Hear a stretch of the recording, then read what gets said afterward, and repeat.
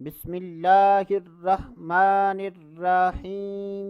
السلام علیکم ورحمۃ اللہ وبرکاتہ۔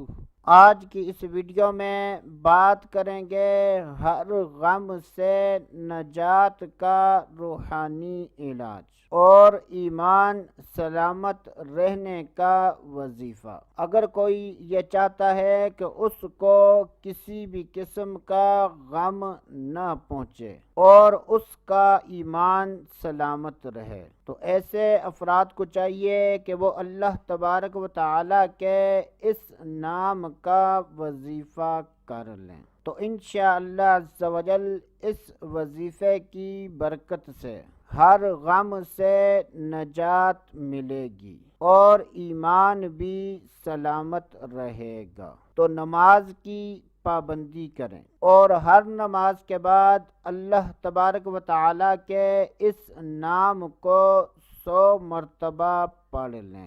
یہ بہت ہی آسان عمل ہے۔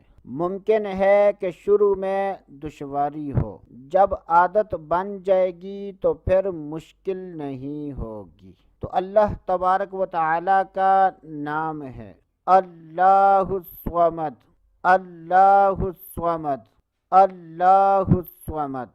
جب بھی نماز پڑھیں اور نماز کے بعد اللہ تبارک و تعالیٰ کے اس نام کو 100 مرتبہ پڑھ لیں۔